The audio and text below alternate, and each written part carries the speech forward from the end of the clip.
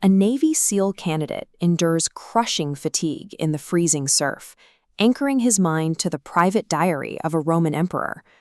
Across the world, in a quiet clinical office, a therapist helps a patient navigate trauma using psychological frameworks first drafted in ancient Greece. And inside the sleep corridors of Silicon Valley, a tech entrepreneur navigates modern business using this ancient wisdom. How did a philosophy created by a doorkeeper survive millennia to become a guide for warriors, healers, and innovators? It survived because it is a practical tool that produces results under pressure. The origins trace back to 300 BC with Zeno of Citium. He taught that virtue is the only true good, and that we must focus strictly on what we can control.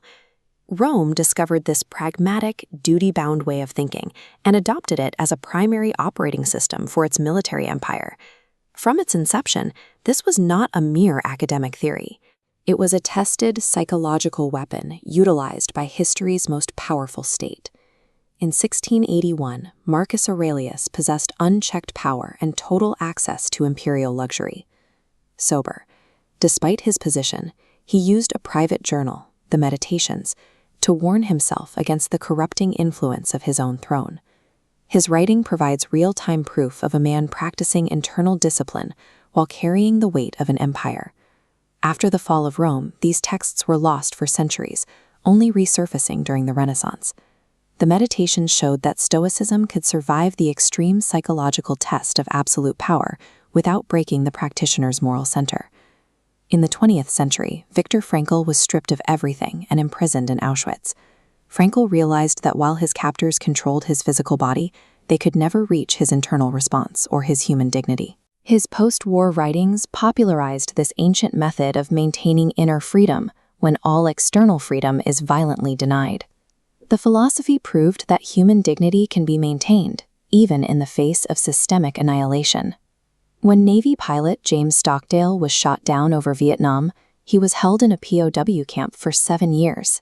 He systematically taught Stoicism to his fellow prisoners, proving their minds were impenetrable fortresses against torture. Stockdale's survival led directly to the modern military incorporating these principles into their resilience training. Stoicism transitioned from a historical philosophy into a proven tactical requirement for surviving extreme isolation.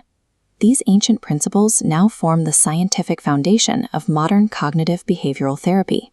It functions through the dichotomy of control, dividing reality into 2 strict categories.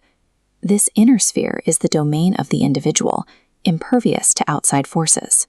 The outer ring represents the chaotic external world, residing outside our reach, and must be accepted as such. Stoicism endures today because it relies solely on this practical, undeniable algorithm of human control. Its integration into modern therapy, schools, and professional training is only just beginning. The central truth has not changed in 2,300 years. The value of your life is not dictated by what happens to you, but by who you choose to become in response. Despite rapid technological shifts and constant noise, absolute internal peace remains a choice available to you right now. From Zeno to Marcus Aurelius, Viktor Frankl, and James Stockdale, the thread remains unbroken, and it continues today with you.